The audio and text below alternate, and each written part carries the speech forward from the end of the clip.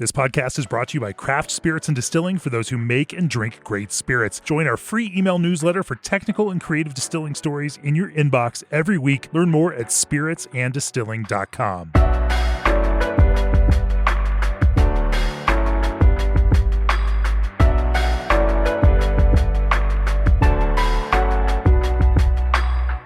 Hello and welcome to episode number 17 of the Craft Spirits and Distilling podcast. My name is Sydney Jones. I'm your host. Today we are talking to Ms. Jackie Zykan of Oduoak and Hidden Barn. She is one of my professional idols. I'm obsessed with her career and everything that she has done in it, and I'm super, super pumped to have her on today. We're going to talk a little bit about her blending perspectives, her work in perfumery, and kind of everything in between. She has a really, really unique look on how she develops spirits. It gets very much into some weird sensory things that deal with memory and emotions and feeling. And I really love that as a former psychology major. So we'll talk a little bit about that. But before we get into it, G&D Chillers understands that each distillery's chilling requirements are unique. On every distillery project, G&D offers the front-end design and engineering that your team needs at no cost to you. Jim Kerr, VP of Manufacturing at Red Boot Beverages, says, G&D has been with us since the early days. Their knowledgeable engineers and service techs are there when we need them. We're in the midst of a large expansion, and they have been right there with us to select chiller solutions for today and the future. Reach out for a quote today at gdchillers.com. And for more than 11 years, ABS Commercial has been your full-service equipment manufacturer, designing quality distillation equipment ranging from 50 liters to 5,000 liters. Whether you're establishing a new distillery or expanding into a brewstillery, their team of experienced engineers and designers works with you to develop customized distilling solutions. With their consultative approach, they tailor to your production capacity, space constraints, and budgetary considerations to help you create quality crafted spirits. Contact them today at sales@abs-commercial.com to discuss your customized distilling needs. Whew. Hi, Miss Jackie. Hello. Hello. So many words. I know, but you do it so well. You really, really do. Like, it's delightful to listen to. I'm like, do I need a chiller? I don't know. Like, now I feel like I need to consider this. Like, what's happening? Dude, it is so hot in Kentucky today. Even everyone needs a chiller. I need a chiller. It is 94 degrees outside.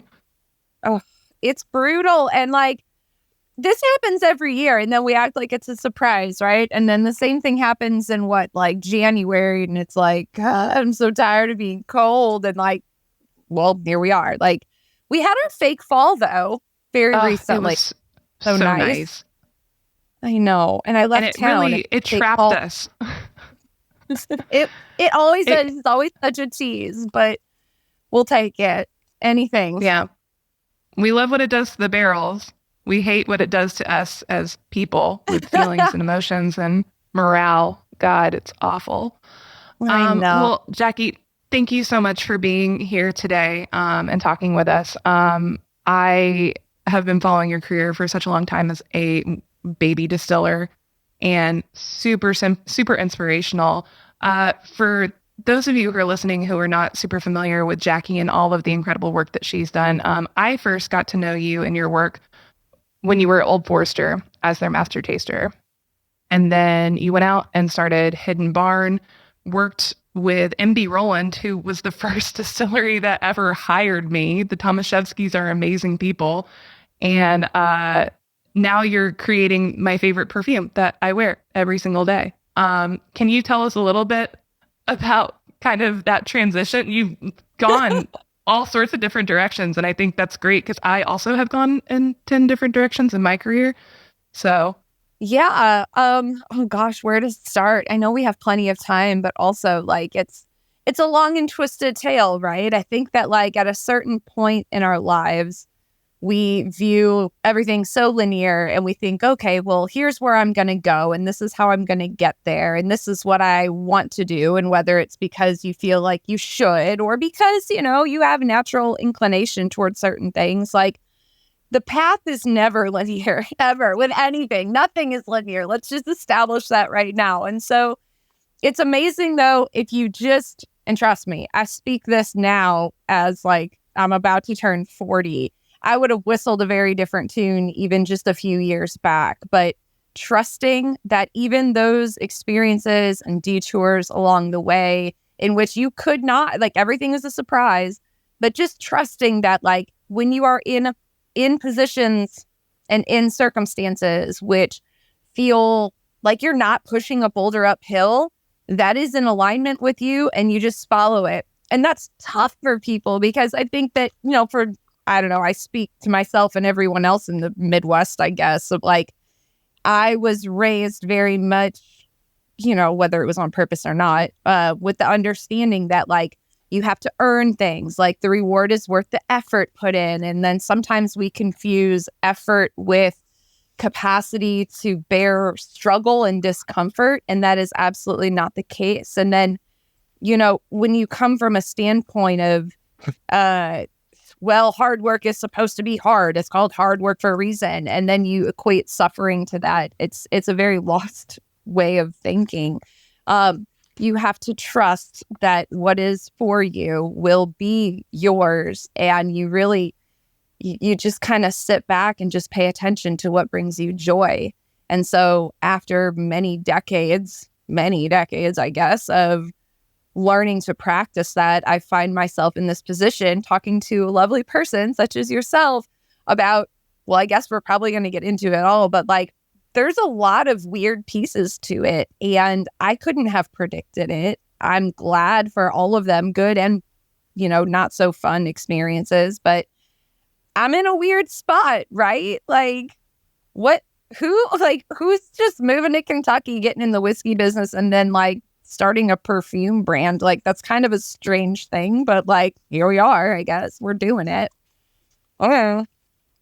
You are someone who, whenever I think about the journey that you've gone through, you so perfectly occupy this really incredible space that you've earned in a way that is hard to do because especially working in the good old boys Kentucky bourbon industry, which is so hard to make a name for yourself here because I am in the process of trying to do that.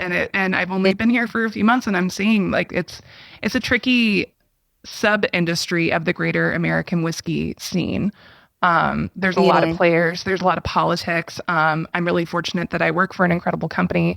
But there's a lot at play there and we're not always conscious of it. And it takes someone extraordinarily brave, such as yourself, to kind of like be that wayfinder for other people like me who are we're out here, we're trying our best. And seeing this path that you've carved for yourself has been really, really cool. Like a Moana level wayfinder, I would say. But let's talk a little bit of the nitty gritty of kind of where your work has led. So you came from a bartending background, correct? You have degrees in biology and chemistry as well, but you have you had a career in the hospitality industry as well. Yes, I did. That was my longest running way of income, I suppose you could call it that. I mean, when I was in school, the path that I thought I needed to be on was to go into medical school. And so, yes, I bartended to pay the bills because cash in hand and what have you. But I also worked at a hospital as a nurse tech while bartending. And I worked at an animal hospital as a vet tech while bartending and doing the nurse tech thing and going to school. And I didn't really sleep. But then again, I'm like, how much of that has really changed? Like, I'm just a hummingbird trapped in a human body. But like the bartending piece was, I don't know, like it's just one of those jobs back in the early 2000s. You were like, well, this is the job I have until I have the job I'm working for, right? Like you think of it as such a temporary placement. And it really wasn't until I moved to Louisville, and that's when the craft cocktail scene started exploding.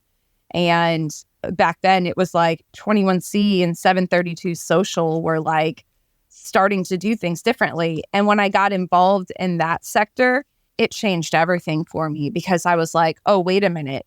I actually do like being behind the bar, and I like all the elements of it. And I like the unorthodox schedule. And I like that I'm on my feet for 16 hours running ragged, eating kitchen scraps, right? Like, but I've always been like, I would always cower a little bit if somebody came in that like I went to school with, that they're now a freaking accountant. And like now I kind of laugh about that because I'm like, that must suck. Like, I don't know, but I don't know. Like you've always just felt like, oh, well, it's embarrassing to still be working behind a bar.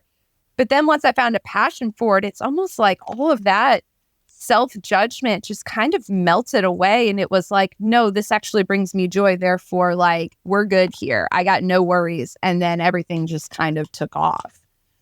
So, yeah, I did start behind a bar for many, many, many, many hours. Dear God, the stories I could tell you. We'll save that for a whole nother episode, though. I'm sure you 100%. Oh, I know. I was working in a bar at night while I was distilling down in Florida during the day, and also working part-time at a coffee shop because also, like, who needs to sleep? That's fine. Right. But yeah, from where I am now, I am so thankful for all the lessons that I learned behind the bar and the language that I learned.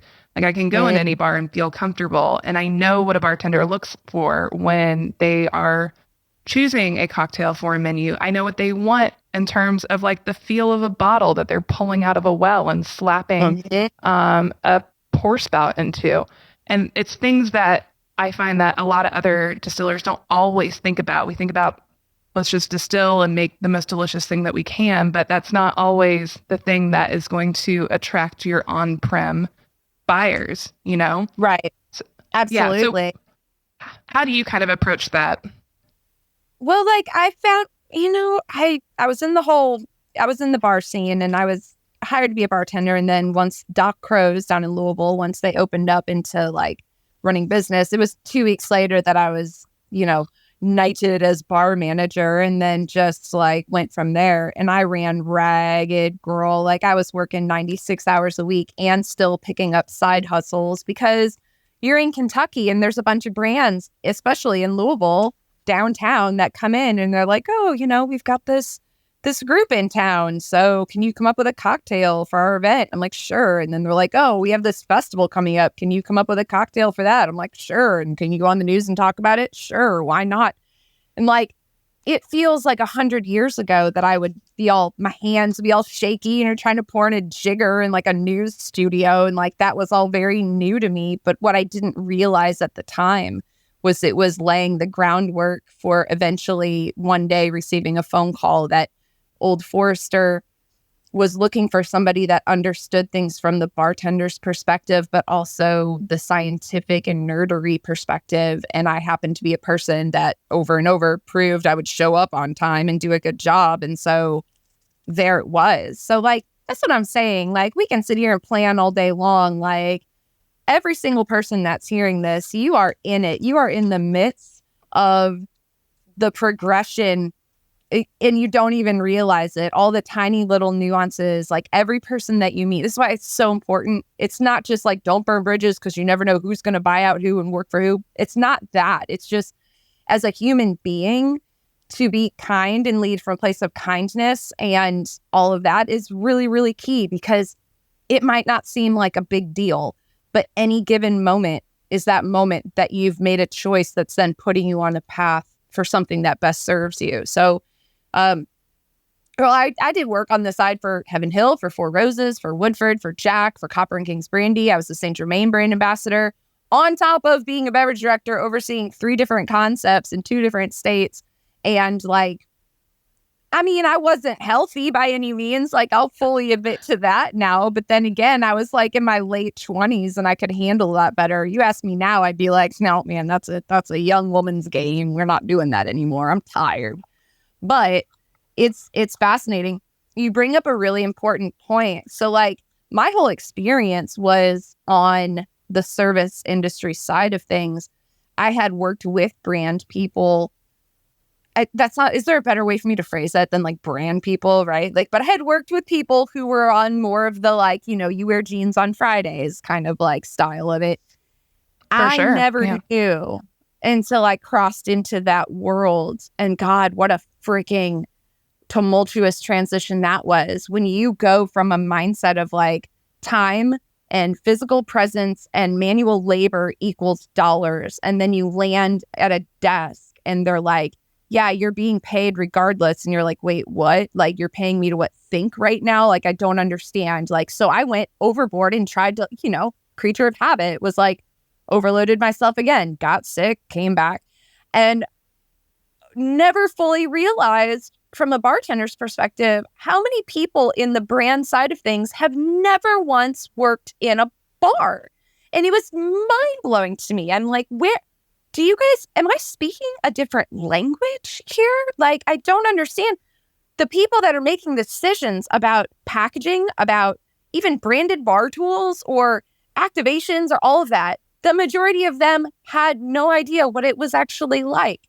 And so that alone, I think, was my biggest advantage in coming to Old Forester, because it was a brand that was like the bartender's darling and like the best kept secret on the market. Like, I understood what the other side needed and like how to navigate that. And guess what? It works. Guess what? Like, then the brand resonates and then the brand grows. So I don't know. Maybe it's different now because, girl, that was almost 10 years ago. Let's be totally honest here. Like, maybe it is very different now. And I hope that it is, because no matter what you're doing, it doesn't matter if you mop hallways. It doesn't matter if you, do brain surgery.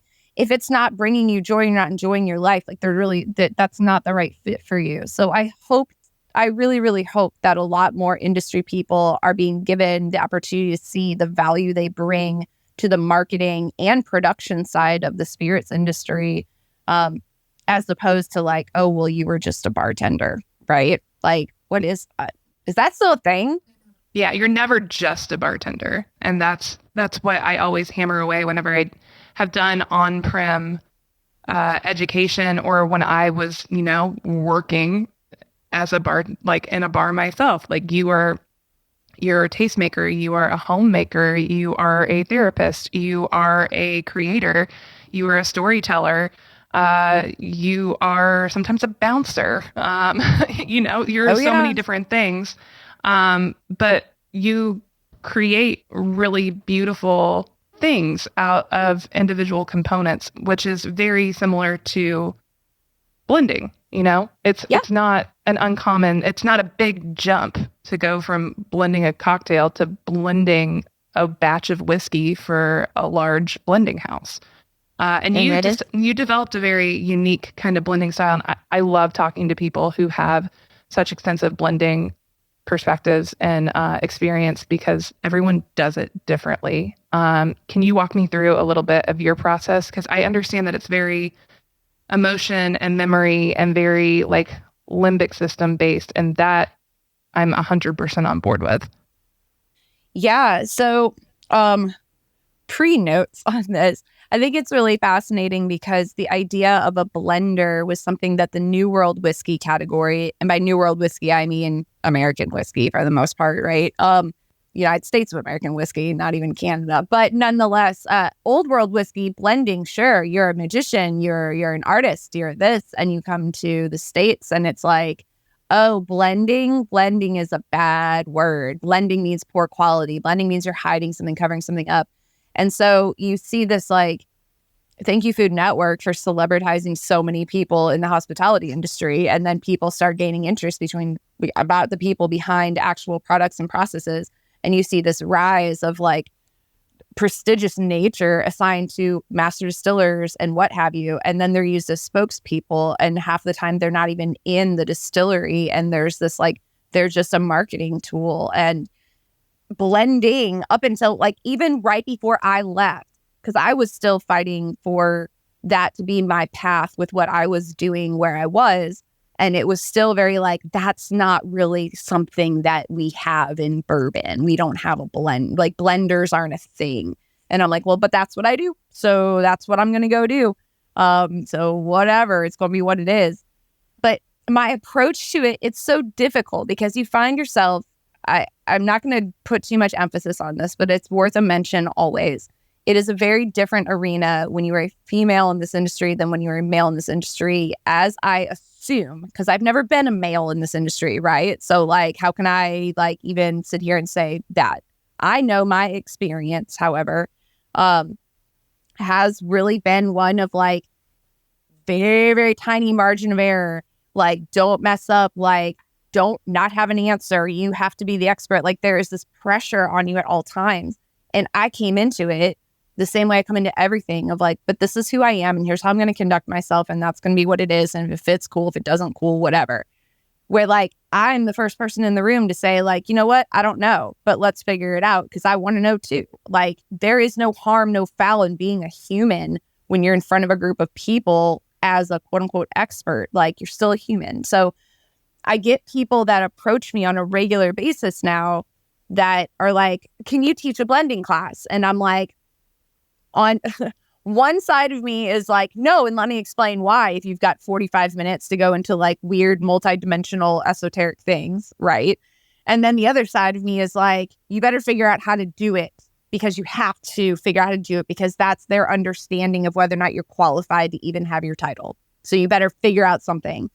And time again, I have turned down all these opportunities of teaching. I'm using quotes that you can't see, but like teaching a blending class. Because I'm like, I cannot teach you to blend the way that I blend because how I do it is so personal and based on my experiences and my sensory bank and literally the physical interaction of the liquid with my body that I cannot teach you to replicate that. You have to find your way of doing it. And I'm sorry if that seems like a cop-out, but that's exactly what it is. Like, you can sit there and go, oh, okay, well, you've got all these pieces, right? And then you're going to take this piece and that piece and a little bit of this and whatever. Here's the recipe, and then you're going to bake a cake with it. Cool. You can kind of top level say, like, here's the goal and here's what you started with. But in no way, shape, or form is my experience of it going to be able to be replicated, nor is anybody else's. And so I probably shouldn't say this, but you know what? Like, who's going to fire me? I'm self-employed now. The whole process of like, let me teach a blending class so that other people may learn my skill set and how I do it is literally a novelty. It is a ruse entirely. I can't do it. And it's not like I'm not capable. It's that it can't be done to the measure that people expect it to be able to be done. Like, we're not memorizing vocabulary words or like doing math here. Like, that's not what's happening. It is an art and it is such an involved process that only exists in my brain.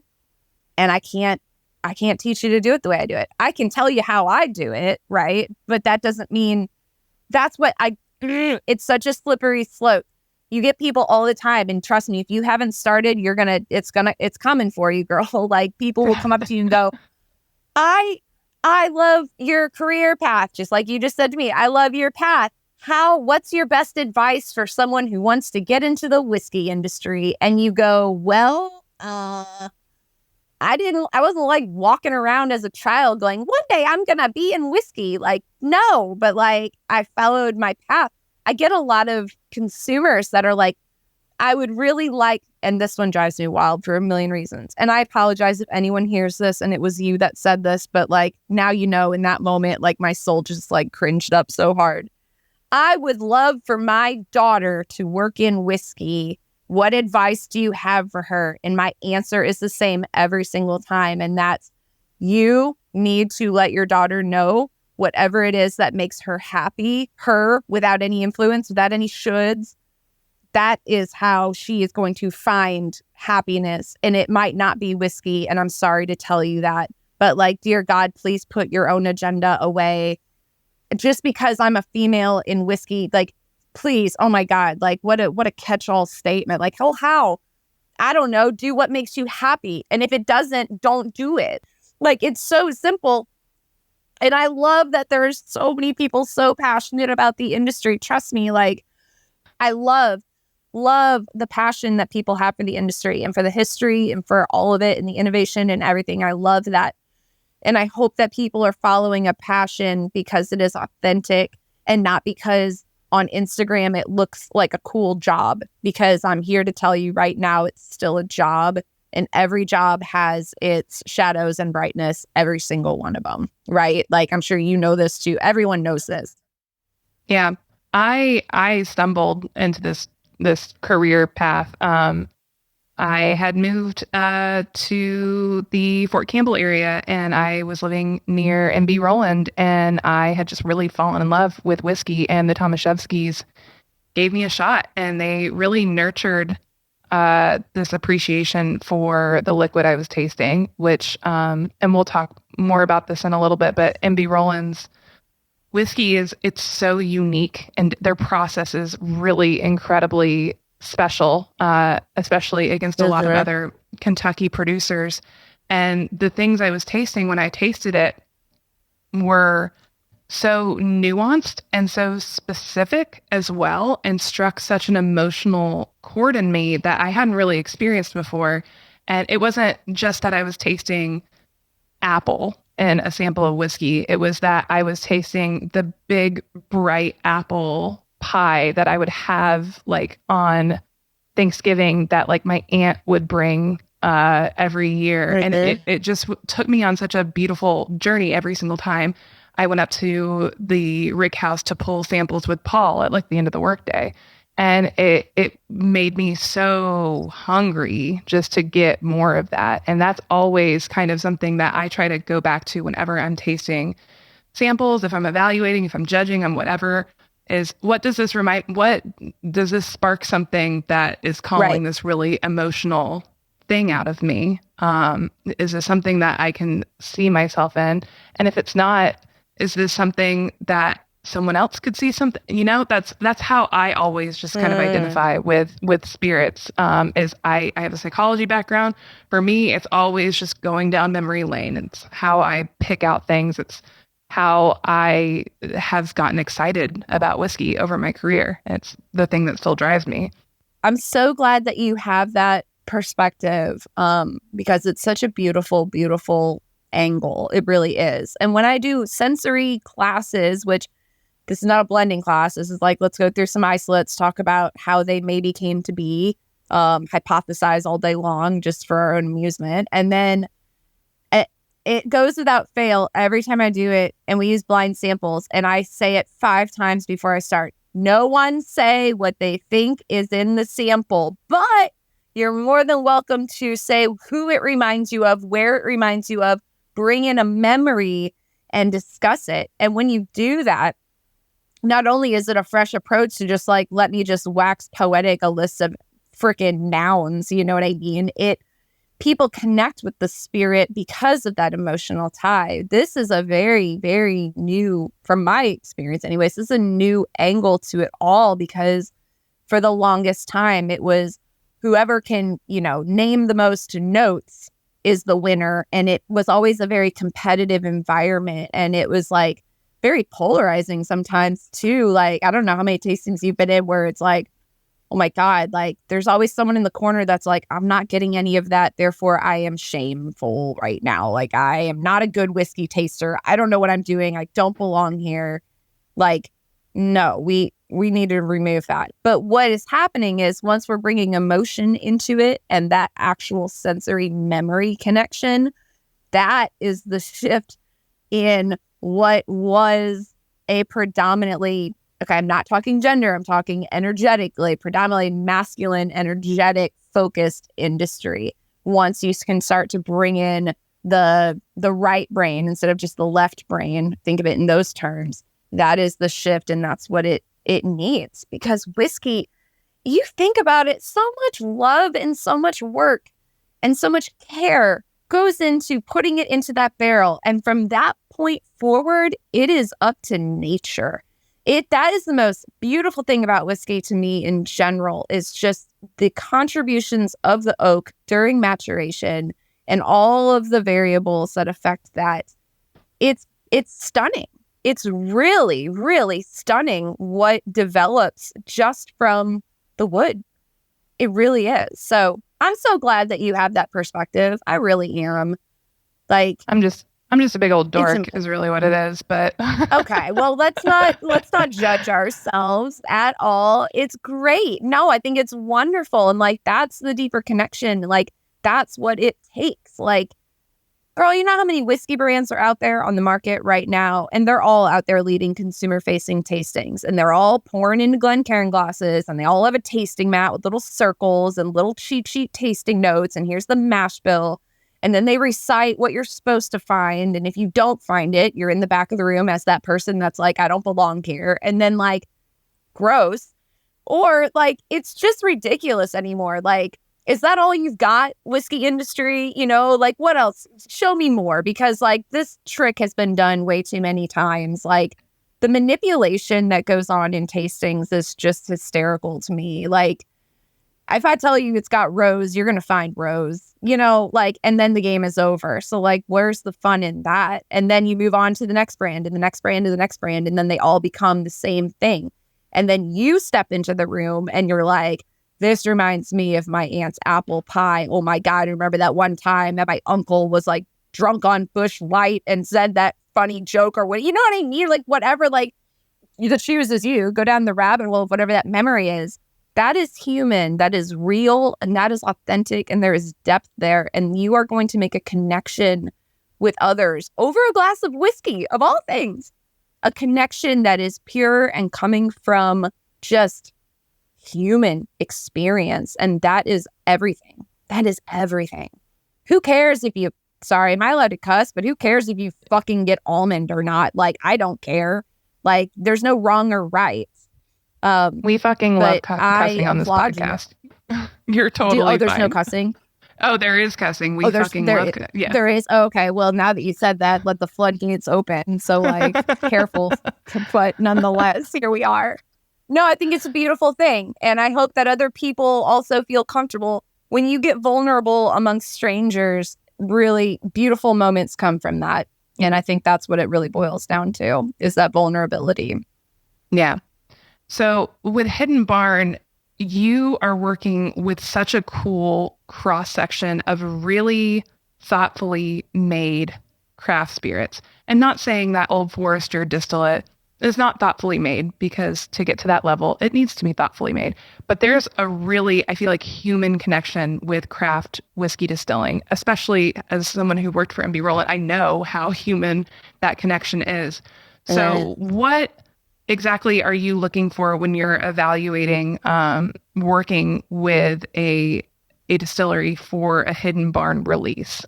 Because I have several of them at home. I love them. My fiance very much loves them. And they're such cool, and they're so different from each other, and they taste very unique and very purposeful in a really special way.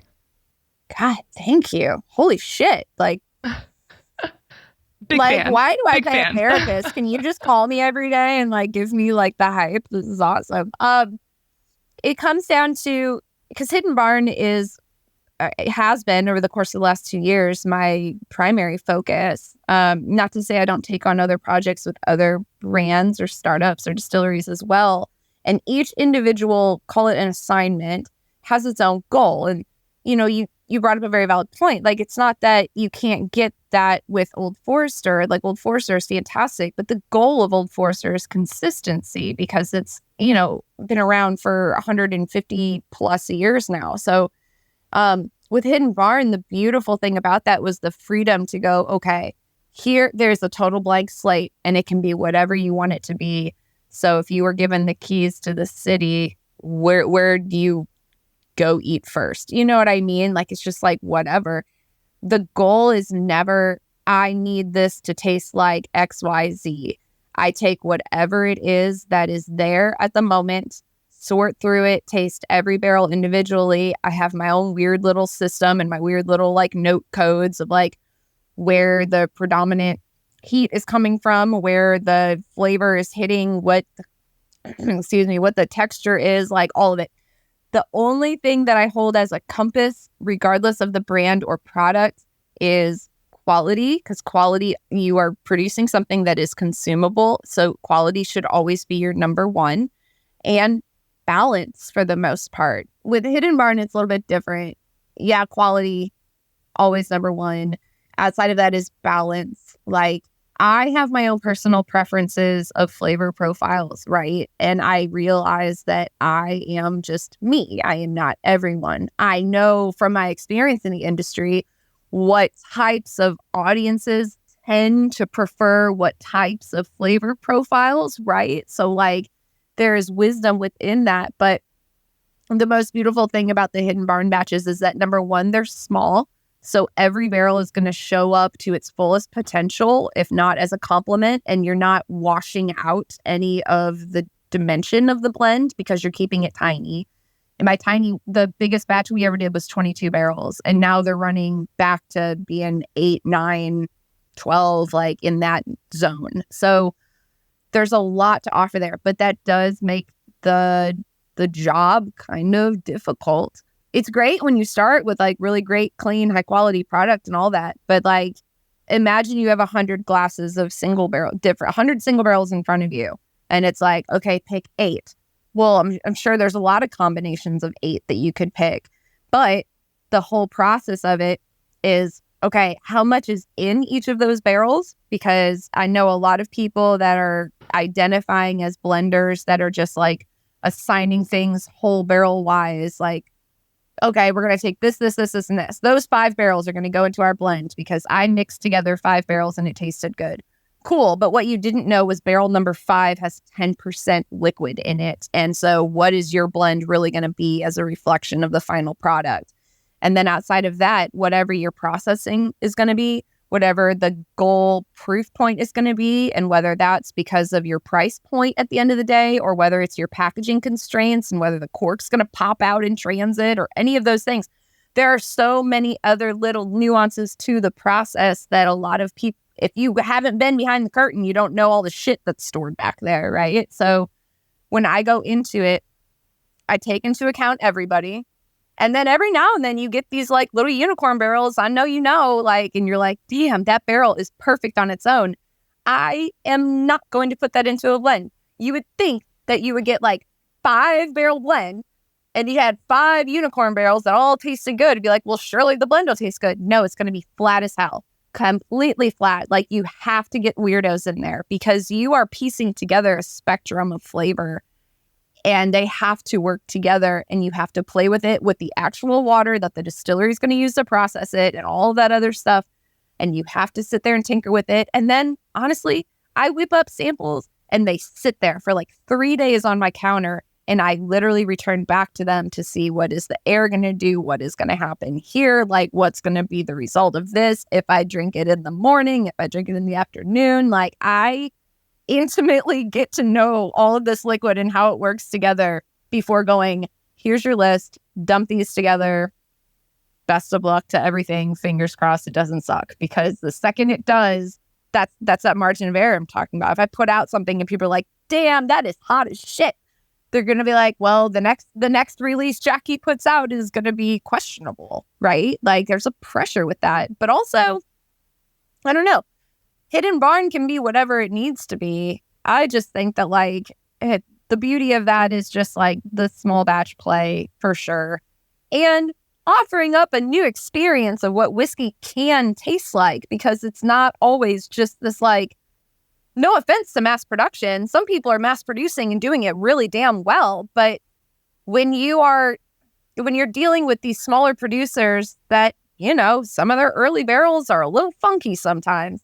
As long as you have a really solid understanding of defects and the balance of defects, not all defects are, to be throwing the baby out with the bathwater. Sometimes you can play with that to bring in different notes.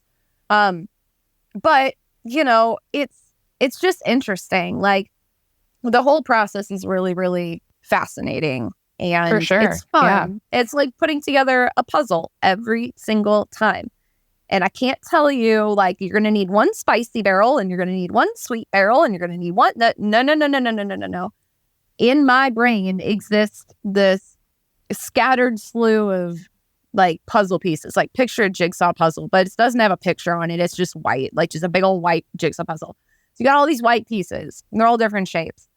As soon as it's like a click moment, like a switch slowly goes off. Sometimes it takes me 10 minutes to get there. Sometimes it takes me 2 weeks to get there, but there is a split second of like intuitive, like, and it's done, and I let it go and I walk away. It's almost as if like it just all turns white. It turns whole. I cannot describe it to anyone like, oh, let's put together our puzzle pieces. Like, no. My puzzle pieces are different than your puzzle pieces. Like, we're not making the same puzzle here. That's back to the whole like very personal process of it. I just know. And I think that we are still kind of swirling around in an industry where it's like, prove it. Prove that you know. And then it becomes competitive and weird. And it's just like, I need you to trust me. And if you need proof, then just taste the things that I have put together so that you understand my angle as a blender. Just because I can't articulate it in like human terms sometimes, and I use weird, lofty language like an all-white jigsaw puzzle, like that's how it resonates in my brain. And the same thing happens with perfume. It is just an inherent knowing that, trust me, I've struggled with my own self-critic the entirety of my career, because especially everybody is just so quick to like want to have a stance on everything, you know, and everyone is so quick to want to like shit on everything all the time. And I don't get it. But if you don't have this, like, here's the numbers, here's the evidence, here's the data, here's the this, blah, blah, blah, like, explain yourself, prove yourself in my terms. And it's like, I don't have that. I just know that deep down somewhere within my being, I know when it's done. I know when it's complete. I can feel it in my body. I can feel it in my nose. I can feel it on my palate when it's done. And then I let it go. And that's just kind of what it is. And you can say that that's made up bullshit all you want if that's the stance someone wants to take on it. And like, that's fine. That's you're entitled to your own opinion, I guess. But like, that's how I operate. It's like a fucking intuition thing. And that is so hard to explain to people and have them not be like, burner at the stake. What the hell is happening? You know? I just love that, you know, with craft brands, especially those who are distilling off of like pots, you know, they're getting these big, heavy, crazy flavors that they might be a little heavier in diacetyl or a little heavy in isoamyl acetate, or they might have like a touch more acetaldehyde than you would want. But that doesn't necessarily mean that they can't be really cool in a blend. Like, a little bit of butter is not bad. A little bit of banana, it's not bad. I love green apple and whiskey. It's one of my favorite flavors to piece out of a blend. And there are just so many colors in the craft whiskey Crayola box to fuck with. Yeah. Absolutely agree. And I think the flaws is what makes them super cool. Oh, you had like a little bit of a lacto contamination in that fermentation. That can produce some really cool citrus flavors that, you know, you wouldn't necessarily always get in a very consistent, mass-produced Kentucky bourbon. And I think that's fun and spontaneous and cool.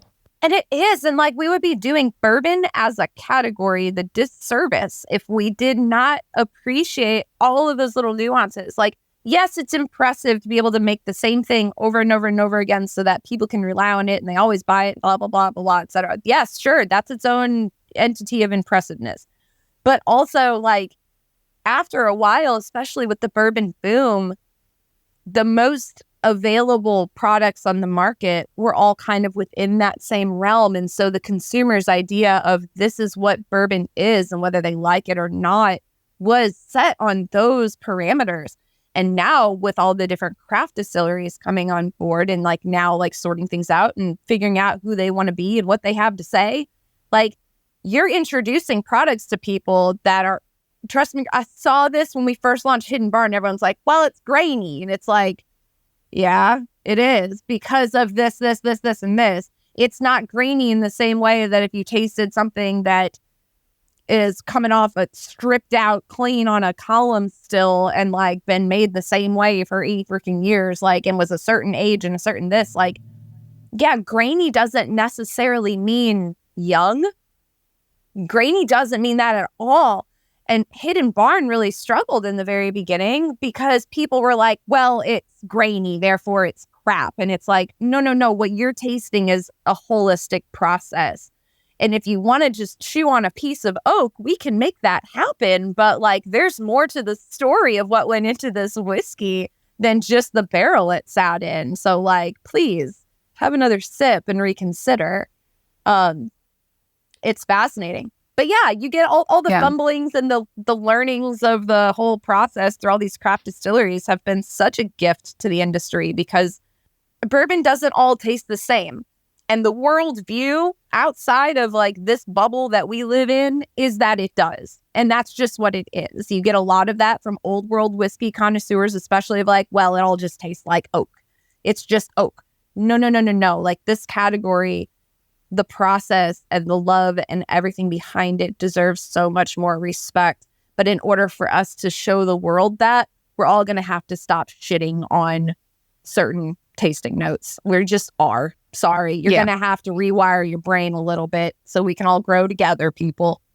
It will never not be a pet peeve of mine when I hear, oh, it tastes grainy. Oh, it tastes young. I'm like, neither of these things are bad. There are poor quality distillation issues in some whiskeys, and grainy and young, those are not synonymous with poor quality issues. And it drives me a little up the wall that some people equate those things. I get that, but I will throw in devil's advocate note here that as a lot of people were starting to introduce new craft distillers, starting to just introduce new products on the market. And especially there are still quite a few quote unquote smaller craft brands that somebody was like, oh, bourbon's really hot, so I'm going to start a brand so I can make a lot of money and sell it one day. And that was their goal, right? And you can taste it. And it's, oh, here's $100 bottle of 2-year-old whatever. And then the consumer's like, why would I pay $100 for something that's 2 years old when I can pay $30 for something that's 8 years old over here? Blah, blah, blah. Like, there are all these like polarities and all these discrepancies, and everybody's trying to find a way to just, like I said, everyone's just trying to find a way to take a dump. And it's like, why does that even belong here? Like, there are some people who release products where their number one goal was just monetization. It happens. It happens in every industry. Can we just like accept it and move on with our lives? Like, if you don't like the way it tastes, cool. But that doesn't mean that you are an all-knowing, like omnipotent freaking whiskey connoisseur that can just be loose-lipped about things. In this day and age, you have to be so mindful of your words because everyone has such quick access to them. And granted, your attention like shifts every 3 seconds. But like, there are people that pour their heart and soul for years and years and years into creating something that they truly feel is an expression of their own personal passion. And then one person takes a shit on it and it takes the entire brand down. And no one fully understands the impact of that. So like, public service announcement to everybody, just like, let's pause before we take a dump on anyone or anything because none of us know everything. And like, it does you no service. No one cares if you have an opinion. No one cares. We all have opinions. Like, they're cheap. They're cheap and easy and they're everywhere. No one cares. It does not make you a better whiskey taster. It does not make you more qualified for XYZ. Like, just stop and try to find a way to understand that maybe it's okay if that whiskey is not resonating with you. Cool. But like, you don't have to come out and be like, this is crap, because there is an entire family most of the time behind that who have they haven't slept in months. Blood, sweat, and tears. Every dime they have, they're eating fucking ramen noodles. And you're over here in one Instagram post because you just felt like having an opinion that day of going, this is crap. And everyone's like, yeah, he said it's crap or she said it's crap. Therefore, we all agree it's crap. Like, don't do that. Like, I know, and I just went on a whole weird random tangent, but like, this is a very real thing. Like, people lean into the opinions of these competitions. If you knew what was behind PR and media efforts from the industry side of it, you might not give so much weight into what you see in Garden Gun or what you see in Wall Street. You know what I mean? Like, I don't think and how could they? The whole world does not get exposed to the same stuff that we all get exposed to on a regular basis. it's very different. But just my ask of everybody is that it takes a lot to make just one bottle. The labels, the production, the facilities, the rules, the taxes, the everything that goes into it. So just pause before you take a dump. That's all. That's all I'm asking the world to do, right? Is that so hard? Just pause. Pause, then dump if you need to, but like whatever. I get it as someone who feels things very deeply. And I've talked about this with a lot of my distiller friends. How do we deal with like not even negative feedback, but like cruel feedback? You know, like the psychological toll that comes with pouring yourself so fully into something that requires so much energy and passion, because like none of us do this because it's easy. We do this because for the most part, a lot of us, especially in the craft sector, we do this because we love it. And that it's the things that you love that will burn you to the ground. You know, it's not the things that you do to like get by or, you know, put food on your table. It's the things that you love that will sometimes take the most out of you. But switching gears, really, I love that train of thought. And I really appreciate you for bringing it up because I don't think it's talked enough about in the industry. It's like we read feedback and we take it to heart, and it's not great. It's not a great feeling. But I want to talk a little bit before we wrap up about your perfume, because you just released some new scents as well. And I'm really excited to get my hands on Dead Horses, because it just, the way you described it online sounds so interesting. But you specifically are using whiskey as a base, which I think is incredible, because normally perfume bases are neutral. And this goes back to conversations I've had on this podcast of I am a sucker for gin that uses a non-neutral base, and you have to use that non-neutral base as a botanical when working with that style of gin.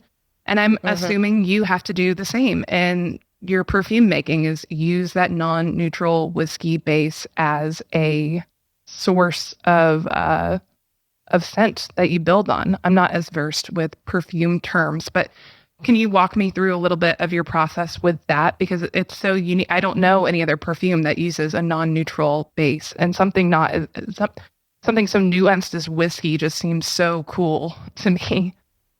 Oh, I mean, it's one of those things. Like I remember developing like a scratch and sniff platform when I was at BF, and this company developed all of these samples, and I was like, I need one that smells like Old Forester. And like time and time again, I'm like, none of this smells like a candle that you called bourbon, but it doesn't smell like bourbon. Nothing smells like bourbon except for bourbon. It is so intricate. It is not replicable, like hands down. I'm sorry. I will say that I'm open to be proved wrong about this. I really am. And it's interesting because in this last release of fragrances that I did, those are ones that are actually using Colorado whiskey as a base. I still have ones that use Kentucky bourbon, but the new ones use Colorado.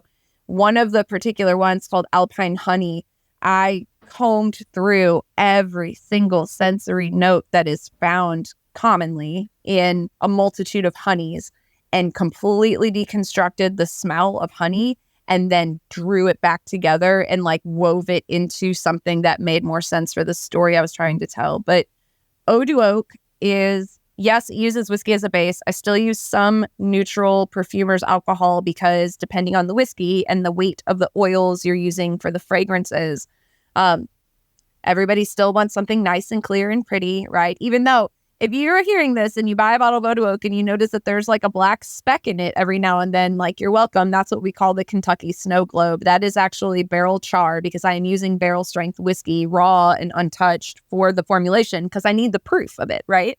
But outside of that, every single one of these expressions, the different scents and fragrances, are a moment in which I recognized I was going through a shift, an energetic shift, an expansion, a growth, an evolution in my experience as a human being. And all the things around that moment that I remember from my sensory bank. So for example, if you've got one it's a capture of a collection of sensory memories, really. So one might be inspired by a weird bad date that I had, which is a true thing. I don't have that one out there anymore, but there's plenty of weird backstories to all of them. But whatever I remember eating, smelling, the season, the person, anything part of that experience that formulates that what I'm now going to call my aunt's apple pie memory, right? That's what goes into that blend.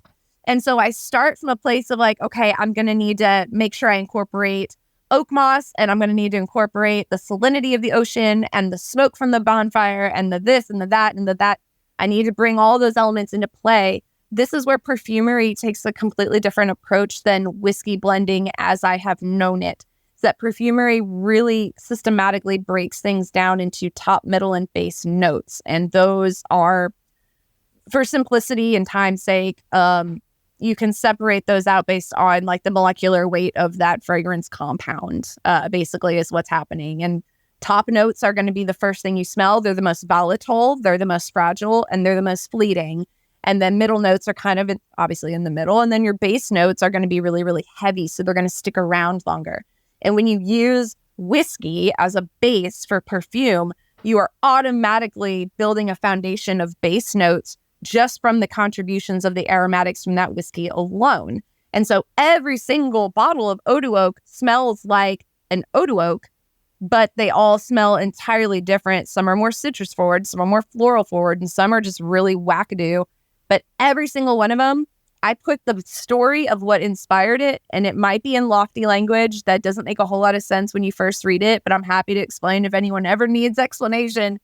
My personal experiences, my heartache, my disappointments, my failures, my accomplishments, my just like some of the most traumatic shit that has happened in my life, I have then taken, honored, assessed it, and put it into a scent combo and then turned it into a perfume. And by doing so, I am taking something that maybe haunted me for so many years or hurt me so badly, and I'm transmuting it into something that is then just beautiful and always with balance in mind. But more so, it's capturing a story. Like I'm painting a portrait of a person I was in love with, but I'm doing it with smell instead of acrylic. You know what I mean? Like that's what's happening with the Oduoak stuff. And so every now and then I go through an experience and I'm like, oh, this could be a scent. And I start like thinking through like how I could capture it or what I'm going to use. This last release was such an impactful experience for me. It was like a year plus of experience for me that was so to my core dismantling that it inspired an entire collection. It wasn't just one. And so they are limited. They're only online, but you can also find them. If I'm doing in-person pop-ups and things like that, I will have them there. But when they're gone, they're gone. And I'm still kind of in this purgatory with healing through a lot of the things that inspired those. And I'm really like, please share them out into the world and like wear them and enjoy them and create your own memories where then that scent becomes part of your sensory memory bank and whatever you're doing so that it can leave my body and I can finally heal from it and not feel the heartbreak anymore. So like it's poetic at the very least. And I don't think a lot of people realize like, they're like, oh, well, Jackie Zykan's doing perfume. Like it's some like sun-ripened raspberry body splash from Bath and Body Works, like circa 96. Like, no, that's not what's happening here. What's happening is you're witnessing somebody who is transmuting trauma in their life into the only real, like identifiable skill set and gift that I have to offer this world, which is creating something beautiful, whether that's through smell or taste. Like that's alchemy at its finest.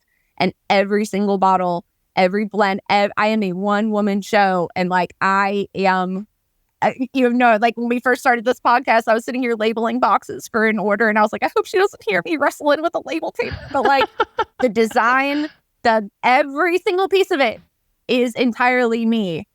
All of it. And it is the most vulnerable thing I've ever done in my life. And I am still trying to like come to terms with like embracing it and celebrating it. But there's so much that goes into it. Like there is not another product out there that is so intentionally and so heartfelt made within that category. Like, so I welcome people to explore it, please. Like, please do.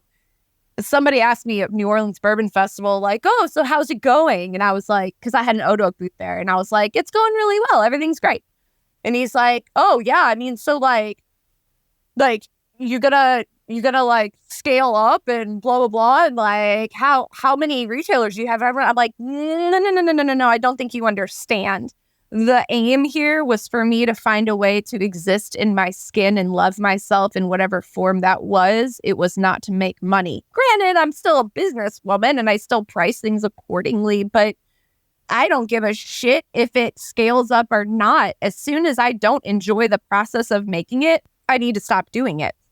Because that's the choice you get to make with your life, is you get to actually do the things that make you happy. You just have to deal with the bullshit. So that's what goes into it. It's not just like cheeky, weird names and shit.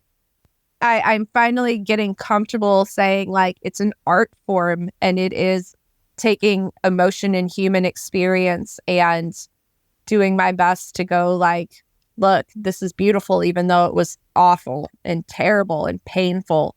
But like, there's always beauty to be found in all of it. And here it is in my own way of expressing that. I love that you called it alchemy, because I oftentimes think of distilling whiskey, distilling gin, distilling spirits as such a like quasi-magical thing. You know, I've said this countless times. I've probably said this on this podcast, that like distillation does not happen without human intervention. We get wine, we get beer in nature. If grain or fruit gets wet, voila, you have beer and wine. But distilled spirits do not happen without a person going in and altering matter and controlling matter. And I think that's such an earth-shattering, incredible thing. And why do we do this? Why do we distill spirits to drink? Health-wise, they're not super great for you.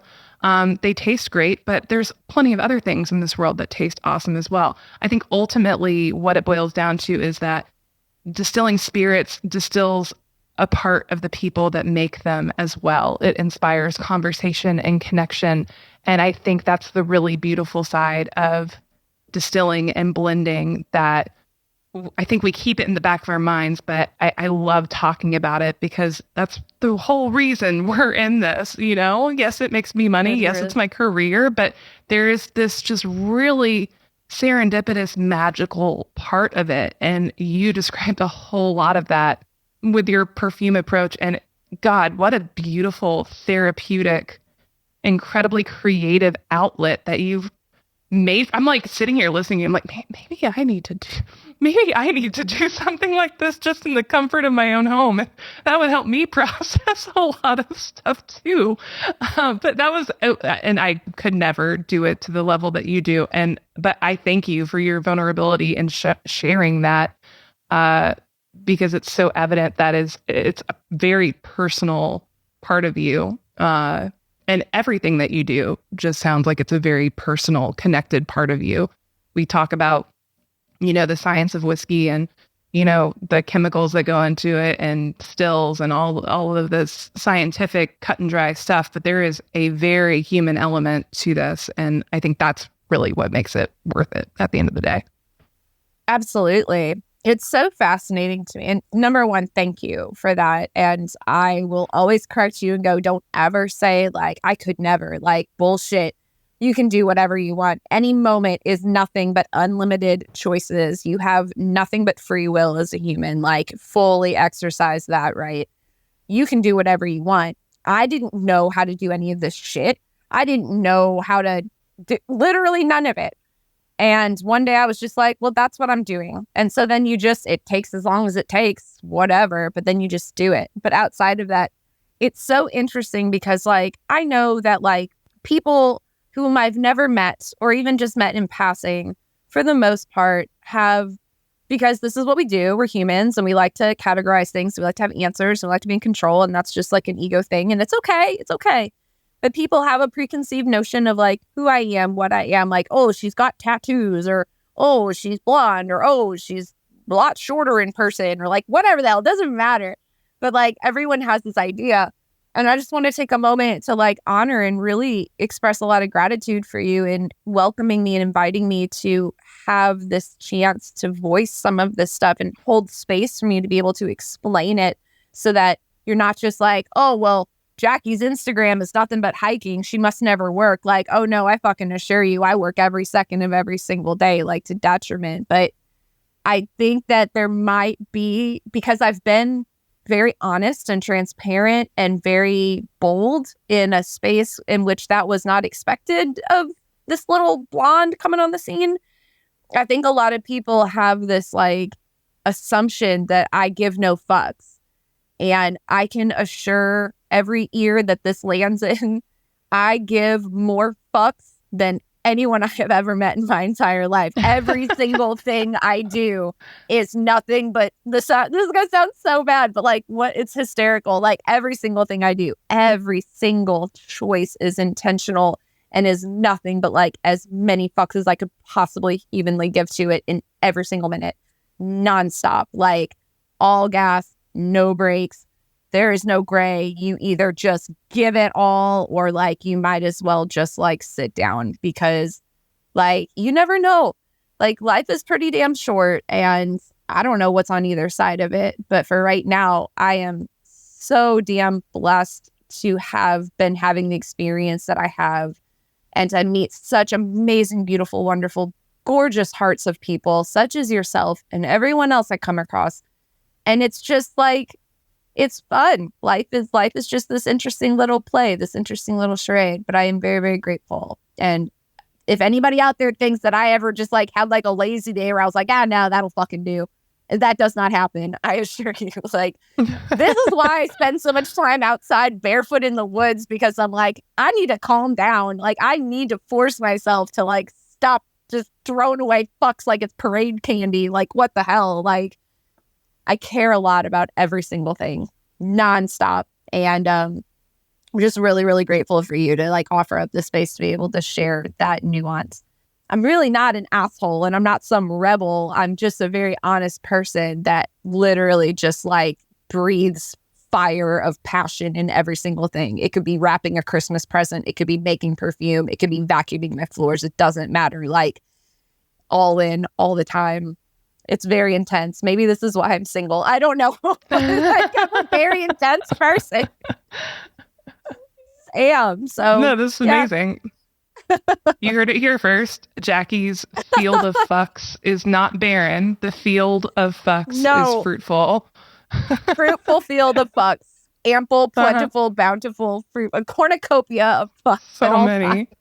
So many fucks at all times. Oh my! Well, you told me it was okay to cuss, and then you look how we ended things. Like I know this is great. I've cussed more on this podcast than other ones, and it makes me really happy because every other word out of my mouth at work amongst my fraternity of guys is always just every other word is fuck. So this feels very at home for me. But I think this is a great note to wrap up on. I cannot thank you enough for your honesty and for sharing and being just so authentic. This has been really incredible. Before we wrap things up, just a few things. For more than 30 years, G&D Chillers has had the proven solution for distilleries. Visit them today at gdchillers.com. And whether you're establishing a new distillery or expanding into a brew distillery, ABS Commercial is your full-service equipment manufacturer for equipment ranging from 50 liters up to 5,000 liters. If you've enjoyed this podcast, go to spiritsanddistilling.com and sign up for our free newsletter featuring news stories every week from some of the best writers and distillers in the distilling world. A lot of them are my friends. They're amazing. They're talented. We love them very much. Jackie, if people want to learn more about what you do, they want to learn more about Oduoak and Barn, anything, taste some of the things that you're working on, smell some of the things you're working on, how can they dig a bit deeper? Where should they go on the internet or otherwise? On the internet. So I go in different waves of involvement and engagement with Instagram, but that's usually where I put stuff. So Jackie Zykan, JACKIEZYKAN, all together is my personal Instagram account. I mean, Oduoak, so ODUOAK, literally just all one word. Oduoak.com is where you can find the shop and explore stuff there. Oduoak has an Instagram page. If you want to follow it, that's where I usually post things about like what markets I'm going to be doing. I've got some great pop-ups coming up this fall in partnership with Yeti flagship stores. So Denver, Chicago, Charleston, I will see you. And then, of course, I'm in Birmingham, I'm in Franklin, I'm all over the place. We will need to sleep come January. I can tell you that right now. But yeah, or you know what? Like, don't be afraid of being a creep. You can sneak into my DMs if you just want to chat. Like, I'm a person that likes to talk to the people. So like, just hit me up. I'm there. I'm just here. But if you want to taste some of the whiskey, because I always forget, I'm like, oh yeah, by the way, and also there's whiskey. Hidden Barn is available in I don't even know how many states it's in now, but it is definitely like taken off. You can find its availability on the Hidden Barn website. I hope you can get your hands on some. The last batch that I put out from Series 1, the cherry picker, if you will, just because it tastes like cherries and like, why not? It's batch 24A from Hidden Barn, not to be slept on, that's for sure. Like, get a bottle while you can. When it's gone, it's gone. But outside of that, like, yeah, just do the Instagram thing. Because if there's anything that I think people like might give a shit about, like, I put it on there. Sometimes I do one-offs with other distilleries. And sometimes we just get weird. And so there it is. I don't know, Jackie Zykan or Oduoak or whatever. Like, you can follow along or not. You can toss everything I just said into the trash. That's cool too. But like, at the end of the day, like, I'm going to keep doing it. I'm going to keep going full cornucopia bucks. And like, if you would like to bear witness, I'm here to entertain you. So whatever you need. Amazing. Awesome. Okay, guys, we'll be back in 2 weeks with another in-depth distilling conversation for you. Thanks for joining us this week. Cheers.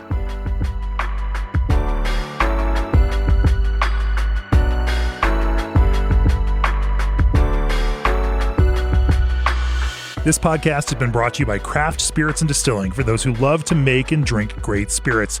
Join our free newsletter today at spiritsanddistilling.com for pragmatic, technical, and creative distilling stories in your inbox every week. Sign up now at spiritsanddistilling.com or click on the link in the show notes.